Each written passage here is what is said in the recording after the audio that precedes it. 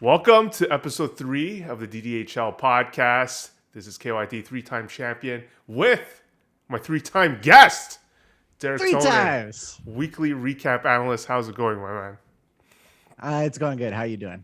Great, great. We've had a lot of good stat categories, and it's great to hear again the your content, our content together, inspiring people to pay attention to the league more. Mike has ad dropped a lot, has done a lot more twitching and grinding than It's true. possibly his entire team's history, and that's largely because of you and your weekly recap, and has not only caused people to ad drop more, but has caused people to not drop people, as Dan is motivated to keep Mike Riley until the end. I mean, I think Dan could pull it off. Dan could really keep Mike Riley. Uh, probably miss the playoffs, but just for the memes, it's worth it.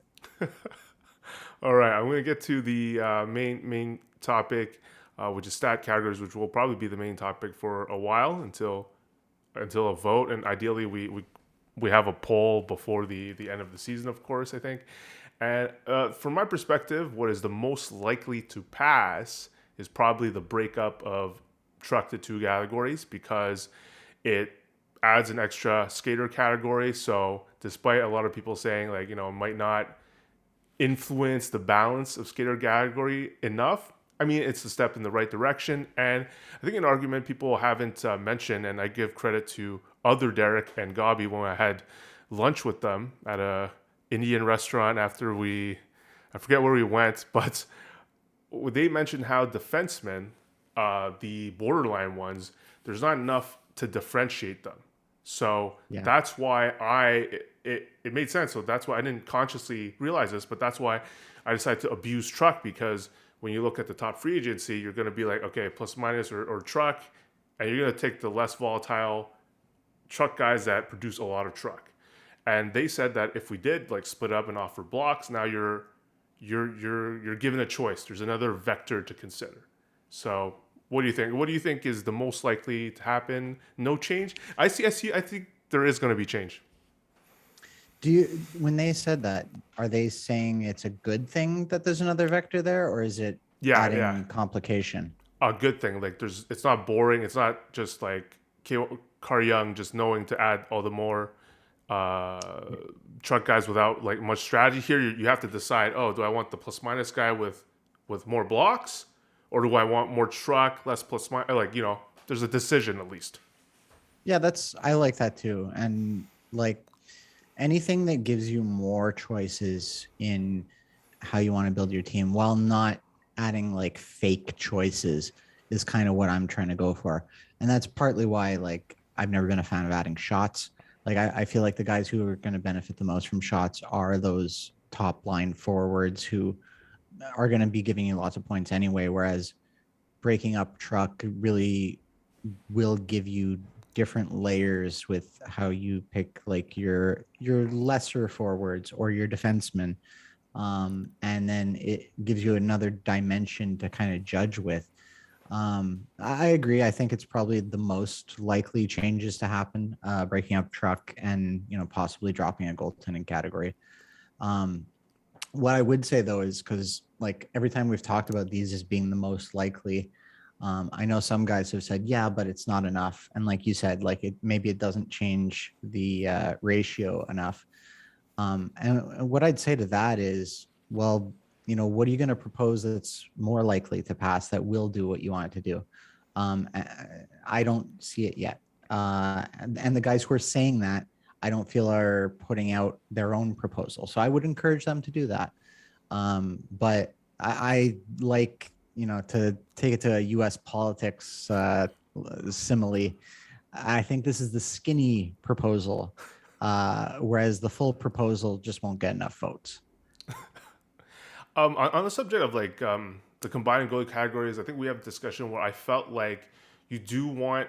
I might be wrong, but like when you said that you like shootout goals, it feels like you like positive things that happen in a game to count for something. So, what's your take on counting overtime losses from goalies and putting that part of like the wins category? Should they deserve to get some credit, or am I wrong? Ooh, Like, that's a You know, That's a tough question. You know, an overtime loss, if it's not a shootout, I don't think that should count as a win. Like if they just lost 3-on-3 against another team, well, it you wouldn't know, count like as a win. We would merge it in a way where like a wins. I don't know the exact points, but I'd copy another default system where a wins a 3 points and a tie is 1 point or hmm, whatever. It wouldn't be counted as a win, is what I mean. yeah. Yeah, I mean, like if we did wins in that Or point system, if you're counting shootout goals, why aren't you counting shootout saves? hey, can we? Is that I even don't, a stat? I don't know. I just Is it? what's I'm like, why does Derek like shoot out goals so much? And I'm like, I started going down the rabbit hole, you know? Well, like I think shootout goals is in the one place where it could possibly make sense being combined with game winning goals, right? Like you would never want to combine it with goals or with, if we had points as a category, you wouldn't want shootout goals going there. It's just not the same thing. Whereas game winning goals is already a little bit of a ridiculous stat. So adding another ridiculous stat to another ridiculous stat, it's like, the same with shootouts and hat tricks. Like those are both a little bit ridiculous in our current system because it's double rewarding. So, and same with game winning goals. You're going to get a goal. You also get a game winning goal. Uh, I don't know where I'm going with this thought, to be honest, but like, I know you've asked me before and I'll let you take it from here, but you've asked me before, like, do I like game winning goals and shootouts? Do I not like them? And it's Right. like, it depends on the week for me because sometimes I think they're ridiculous, and it's like you're getting rewarded just for being the last to score in a game, and why should that be worth so much? Because it really is worth a lot in our league. Um, but then other times it's like, you know, when the best teams in our league are probably going to lock down goals and assists and special team points every single week, or most weeks at least. Um, it's kind of fun that a bottom ranked team might only get like half the goals, but just get quite enough lucky goals to pull out their own category. So it's like I think it adds a little bit of variance that makes the league more fun. Whereas, going to our discussion last time, it's kind of not fun if you know you're going to lose for sure every week.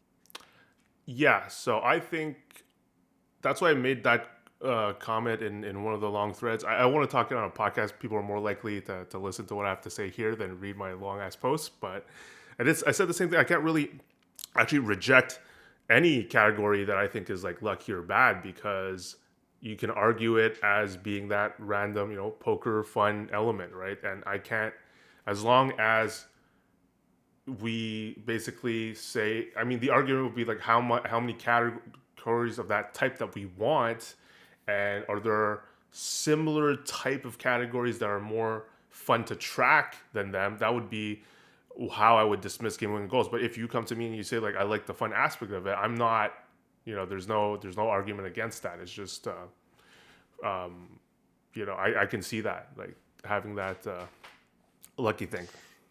Yep. So the one so on shots, and I want to take the same time to respond to Barry who answered Mike. I think like the talking points I actually looked up. I was searching your thoughts on game winning goals because I wanted to make sure I wasn't crazy, and we had the same talking points. I feel like a year ago we had this like it's usually a big discussion, big post by me or you, and then we just joust, and then we leave it alone because no one wants to hear from us, and then we come back a Yep. year later. And to respond to you guys, I think I agree. I think agree with both your arguments about like, would you really pick up a guy? The shots like how would it change things? But I'm not convinced that's true. So it could be again an interesting vector for the defensemen where they don't really score goals. And game winning goals is not my big argument against game winning goals is that it's not a metric that any of us, okay, I might be wrong. I'm going to assume this, any of us use to build their teams, to draft, to add or drop people. But shots, they can look at, there's a differentiation in, at least in defensemen, in the crappier forwards that you're going to pick up. It's, goals don't happen enough for it to impact your decision between two defensemen. but shots might. But the double counting stuff, the favoring the offensive categories, that's an argument that I agree with. But would it make the league more fun overall given these trade offs? I'm not as convinced that it would not. So that's where I stand on shots. Well, let me expand my thinking on shots a little bit. I think when we look at the traditional fantasy stats like goals and assists, and special team points or power play points, however you want to put it, there's a lot of scouting that goes into if a guy's going to be particularly good at getting goals. And of course, the more talented players are going to get more goals. That's why you want to get a guy like Ovechkin, but there's still enough variance there that you're never quite sure when a guy's going to go on a hot streak, and you're never quite sure when he's going to put up no goals for a week or he's going to put up 6 goals for a week. Whereas shots is a lot more like truck, where a certain type of guy is going to take a lot more shots. You don't know if he's going to score or not, but you can very much scout who's going to be taking more shots for a team and aim for those kind of guys. Now, are they going to score more? Well, that depends on if they get hot or not and if they have the right teammates. But you can probably abuse shots to the same degree that you can try to abuse truck, where it's like a truck guy is going to go for the hit 9 times out of 10, and a guy who takes shots is going to take shots 9 times out of 10. It's like, Alexei Kovalev back in the day was probably taking the most shots for the Habs, and that's because, he's the diva on the team and he wants to take the shot. So I think if we were to add shots, I'm still convinced that probably the top scorers in the league are taking the most shots, and that contributes to how many goals they get. But then if we're taking shots, I think it's another category like truck that a guy like me or Dan could attempt to abuse, even if we're not getting like high scoring guys, and piss off a guy like John, who's trying to get the more talented guys, but maybe he picked guys who are a little bit more playmakers and they're not taking quite as many shots and they're going for the assists. Anyway, back to you. Yeah, so I think you've just brought up some fair points on the cons, and just makes, but overall, like, where I stand is like I'm not really convinced it's good or bad either way. Like, I'm like shots, like John would like them because they it keeps the offense categories important versus, because if we're splitting. Okay, this is what the point I want to bring up when you brought up the 3 tranches. Is that how you, or tranche? I don't know. That's the word I use. I don't know. Trenches. Yeah. Offense, defense, goalie, and my only commentary on that is that just like like the argument that I play in my head as to why we can keep goalies more valuable, because it keeps, for me, the flavor of a real game where it's like the goalie is important. But I do also think the offensive categories should be like slightly or more important than the defensive ones, because I mentioned many reasons, but to try to ring them off really quick, because the categories that are proxies of offense are better than defense. Defense, we're just like, hits, sort of like we're trying to approximate defensive value. Offense matters more, and in a real game, I think the flavor is to score goals. And as well, when we're drafting prospect, we're just reading from a couple of articles on which ones will be eventual goal scorers. We're not looking up prospect to see if they block 5 shots a game. We don't know that. We don't have that data, and we're not gonna. Okay, I'm gonna say this guy. I'm not gonna go look up how many hits they're gonna make. I'm gonna look up. Oh, this article says eventually he'll be a power play specialist, maybe 40, 50 goals. That's something I can use to build my team. So. By the trenches, okay, I'm fine with goalie being important, but offense should be still like everything. Defense should be like a bit less important than the other 2. That's my take. Well, and I think for the most part, that's kind of how our system works right now. Yeah. Plus minus is barely a defensive stat. Like it reflects a little bit like who's on a more responsible line. There's guys on with Seattle who have plus in the plus minus, even though like there's other guys in Seattle who are minus 13, who I think I covered recently. So like what I'd say about plus minus as a defensive stat is that your highly talented but also fairly responsible players are going to get you great plus minus, and that applies for forwards just as much as defense, right? With truck, I think truck is the much more defensive stat, never minding that penalty minutes play some role in it. um and you're right, like you're not going to draft guys based on what their truck's going to look like, but I think that's perfectly fine too. Like I don't think most NHL teams are. I mean, everybody wants to get like a Scott Stevens on their team to help the back line, but then most teams are still trying to get their forwards right before they look at their defense, and that's the same with us. So, uh, we're always going to be an offense first league in that we're drafting for highly talented forwards, and we're never going to be a truck first league. But I think for the balance of the league and for the parity of the league, it's important that we have options there too. And like, not to blow up your ego any more than it needs to be blown up, but part of the reason you went undefeated last year is because you didn't ignore plus minus and truck. And Dan's won a championship by not ignoring plus minus and truck. So I think most of our league championships will always go to the best defensive team, but I think a team that is willing to pay attention to those stats should have a chance too. Yeah. Okay. No. And Hey. what I'm Humble brag just to count is 0 this episode. so far. But just to finish, like, so to John's point that like we should be looking to add more offensive stats, the reason I don't want to go to more offensive stats is because I already feel that we're offensively tilted, even with how important goalies are right now. And I think that like your team, you are nearly in a playoff spot and you have shit goaltending. Okay. That is purely because our offensive stats are still the majority of our stats. I don't know. I think it's tough to. I'm not sure how to respond to that, just because like Gobby's ahead of me, and he's got worse offense than you, right? And it's like, and you like But you're middle of the pack, or you're actually above average in some categories, but you're complete dead last in goaltending, and that's why you're I'm a last, right? I'm looking at the rotisserie stats right now. I'm Right. above average in exactly one stat, and that's truck. Okay, your average, your offense is average, right? But your Yeah, your it's your your average. goalie is absolute dead last in every category, Yes. and that's why you're last. And so, um, yeah, like I'm at least middle in the pack in wins. So it's like I don't know.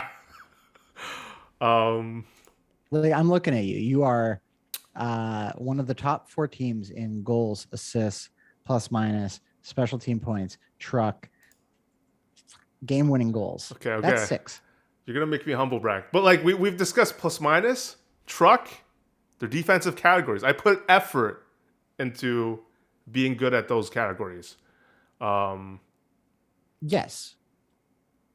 right? And I'm not like I'm in 7th right now, right? So Yeah, I'm talking about rotisserie where you're in fifth. okay, in rotisserie I'm 5th, right, right. Yeah. Um, yeah, I think we just have. I think what I want to say is like we want to be careful. That's why like when I propose something like shots, we take away something that is also sort of offensive, even though it's random, like game-winning goals. So Yeah. like we don't want to tweak the bounce too much, and we don't want to add too many. I'll call them defensive slash miscellaneous stats. Like if we split truck, now we're like reducing the value of the offense like slightly by one category. So it's like I think my take is just that we should be aware of the balance, and that's it, but not that it's out of whack currently, or that we need to do any fixing. I'll just quickly finish the wrap of the show with the radical idea I had, and Dan likes it obviously, but I don't expect much excitement. But I do want thoughts because Mike and Dan and everyone. If you guys are listening, please leave your thoughts in the comments of this episode on the Facebook group. And the idea is basically inspired by the fact that I think a lot of people have opinions, and we have so much experience in the league that these arguments, and a lot of arguments are just theories of what we think will happen.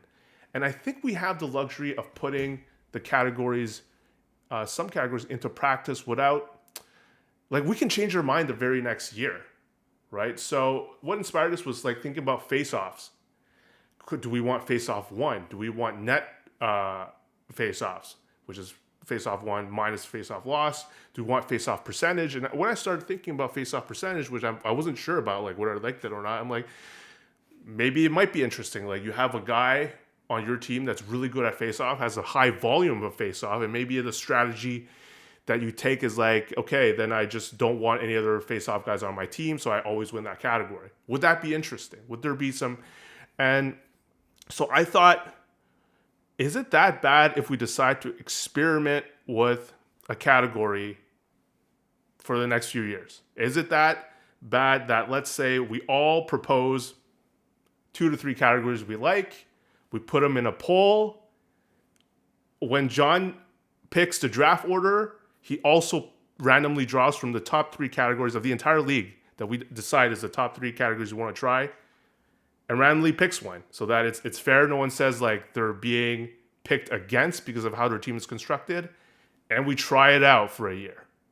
Like, and we would replace, let's say, game-winning goals plus, or we would replace the hat trick categories with this experimental. So it would be like the NHL experimenting with a rule. Would that be so crazy? I leave it to you now. I got a new nickname for you, Carl. Your chaos car, because that would be chaos, I tell you. But I mean, it's not a terrible idea. Like, you know, let's say we put up all the reasonable categories for a vote, and you know, we're gonna end up with like a top 3 or top 4, and yeah, like, you know, having John, like, you have to do it before the draft so that nobody can complain that they drafted without knowing what they were getting into. And you just pick one, and then at the end of the year, we all vote on if we liked it or not. And if we liked it, we keep it. If we didn't like it, we drop it, and John picks again next draft, right? I think it is a chaos type system compared to just everybody agreeing to something right now. And I also don't think that it's like, if we need 10 people to vote on this system, I don't think that's happening. But it's the kind of craziness that I would love to get behind, because it would make great content, and I'm all for that. But it's like, you know, like, I think it'd be just as fun to have none of us vote and John pick a random category. It doesn't matter who likes it. Oh, right. Out of like the entire library of fan tracks. Yeah. Oh no, some of them are really bad though. Though I know, like, are really bad. Like second period goals. I mean, maybe that's fun. Imagine we could have like stories. We could be like, oh fuck, that year that Kalvin won when we had third period assists. What the fuck?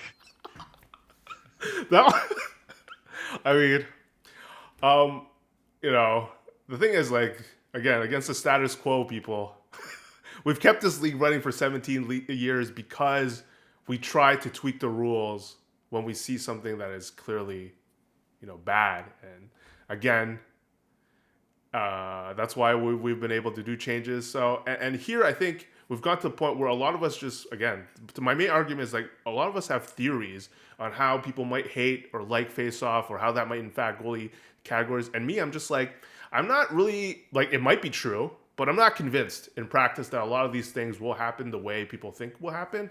So let's try them. You know, let's just try. And if we're splitting truck to 2 categories, like, that means the impact of a new category is much less than it would be if we like decide to shrink.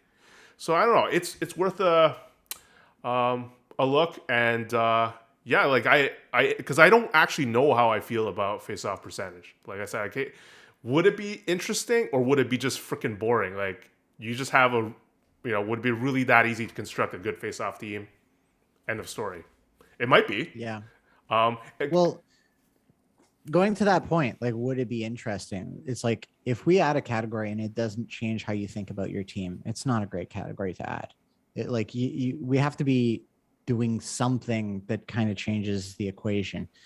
And like I'll say, like I said 3 weeks ago, or whenever we started doing these podcasts, like I'm perfectly fine not changing anything. But the reason why you and I are putting so much effort into making these podcasts and posts and all that kind of stuff is because, we both get the sense that a lot of people do want change. And it's just, nobody knows how to get there. and and a lot of it, I think, Derek, it's hard to see on NHL.com and see how we feel. I mean, I think it's easy to look it up. You take a bit of effort, but it's completely different for like other people in the league who care less to be able to see it within Fantrax. How the players would rank in any category that we propose.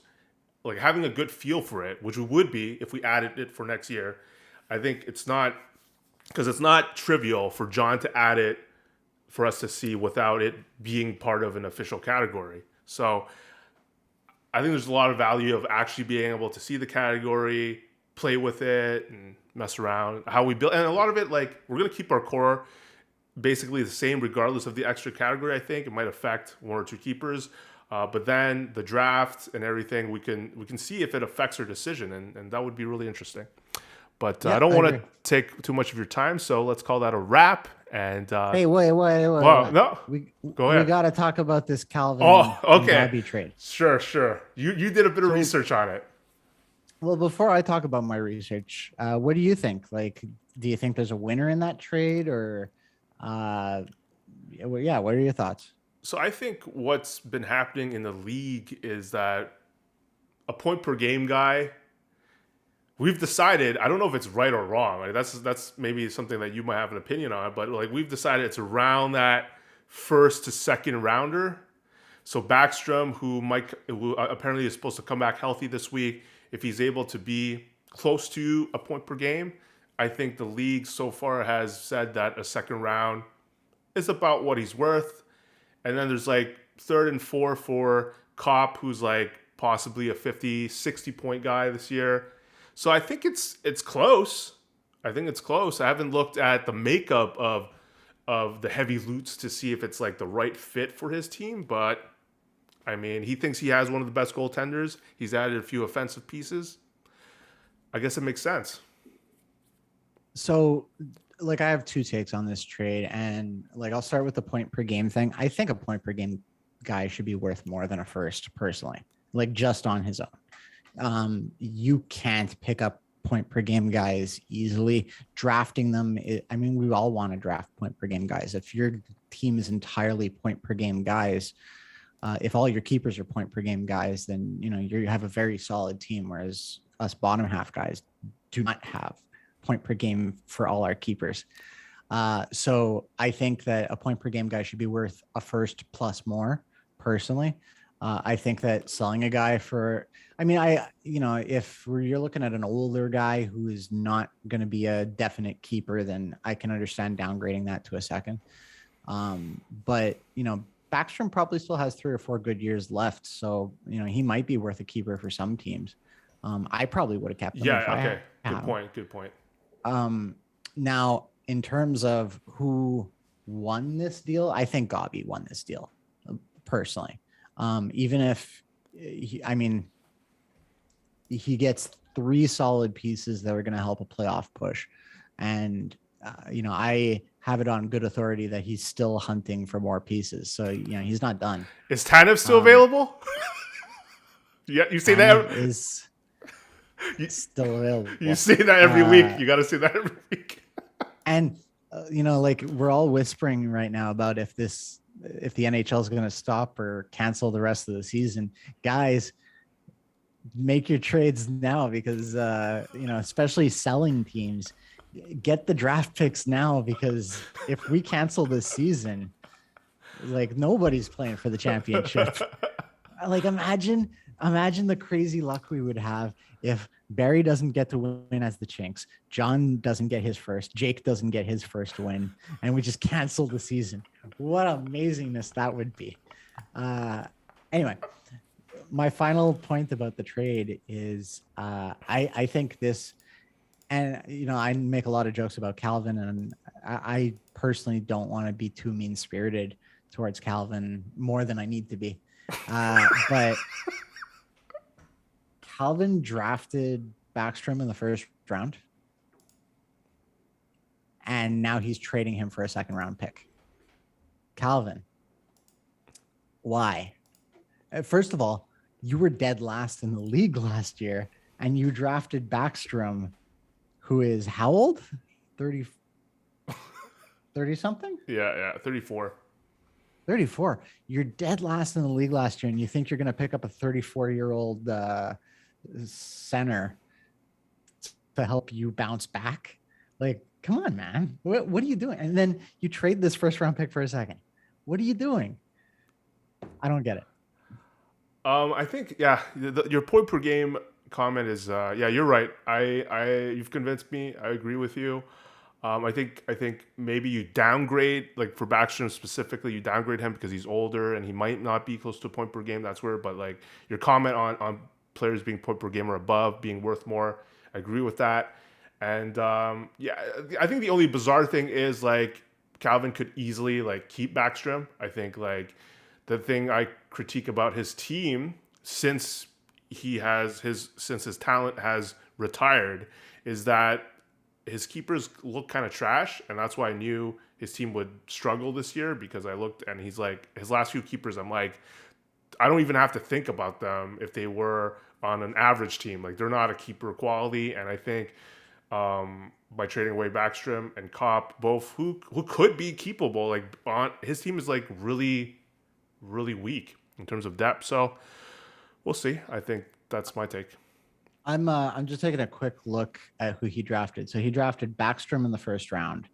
I drafted Batherson right after him, and Batherson looks much better now, right? Right. Batherson. He got Rossi in the second round. How's Rossi doing? He's not even playing I don't in know. he's still in the minors. Okay, fair enough. Then he's got Giordano, which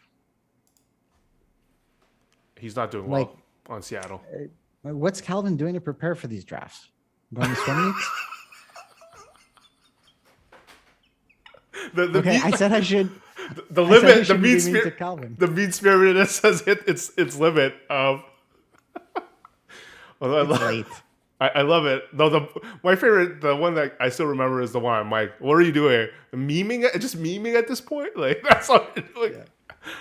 Yeah. Um, but yeah, I think that should do it. And Yeah, that's good. thanks for listening.